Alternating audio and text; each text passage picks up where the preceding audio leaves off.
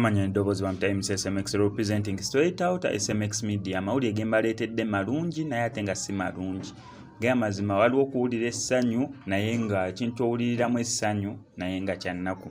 Manyize mpuliriza nnyo ba subscribers bange neera mbaweera ddala nnyo ekitiibwa. Kyovula buli lunaku almost mbeebaza okwebeera nga mwasubscribinga ku YouTube channel yange eno, mbeebaza neera mbeebaliza ddala. Neera buli lunaku almost buli story sigala mbasaba mweyongere okusubscribinga ku SMX media kubanga tukwatagana, mwabampa amagezi stories ezimu mwabazimpa kubanga nsobola beera buli wamu gyenzija amawulire okugabawa. Neera mmwe mwennyini mwoluusa bampa tips ne mumpabula ne mugamba kino.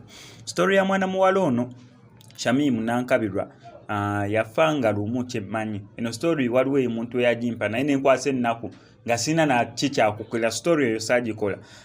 Bamuyita Shamimu Nankabirwa, mwana wa buwala yafiireyo ku Kyeye Dubai mu ddungu nga we muyitayo.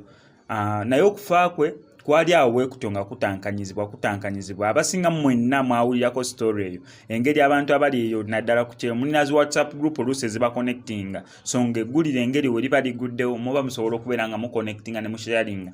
Naye amawulire ge nnina amalungi oba ag'essanyu gali nti Shamimu Nankabirwa omubiri gwe oba omulambo gwe gumaze okubeera nga gutuuka Entebbe Airport oluvannyuma lw'okusaba okungi n'okuteekamu essaala n'okusindika buli kyetaagisa, omubiri gwe gusobola okubeera nga gukomezebwawo mu ggwanga lya Uganda, bambi basobole okumuziika mu kitiibwa awummule emirembe.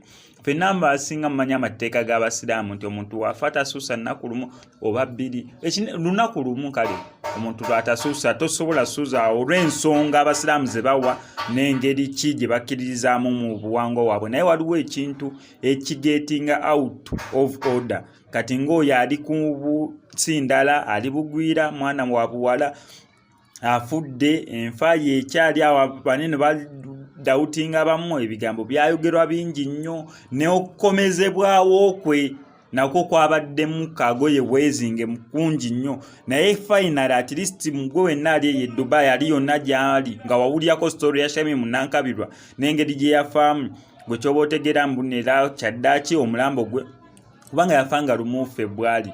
Leero nsubira ziri 25 ziyinza okubeera 25 February. So bbanga lyonna liyiseewo nga bali kukyakola ku process yakulaba nti bambi omubiri gwe gukomezebwa wanene mu ggwanga lya Uganda gusobole okubeera nga guwummuzibwa mirembe. Okusinziira ku story gye nawulirako eya mukwano gwe omu yayogerako naye before nga tannafa oba eyo wiiki mwe yafiira, agamba mbu kubanga abasinga tebategeera yafa ali mu process yakubeera nga bamutwala mu ddwaliro oluvannyuma lw'okuyita ambulance. Yali akolanga night shift naye nga mukwano gwe every time we babeera nga bakyatinga ku WhatsApp amugamba omutima gumwewuuba, omutima tali settled. Omanyi omuntu ng'alimu ekintu ekyo oba kiwuggwa oba omutima gumwewuuba, ate bambi ng'ali muntu akunga banne naddala ye Dubai, ng'akunga nnyo banne nga tayagala bantu kwawukana naddala banna-Uganda. Ensonga lwaki bambi yakola nnyo rounds ku bantu abasinga okumanya nga temumanyi Shamimu Nankabirwa yani, naye baba bali eyo ati singa bamulinako idea ng'omuntu.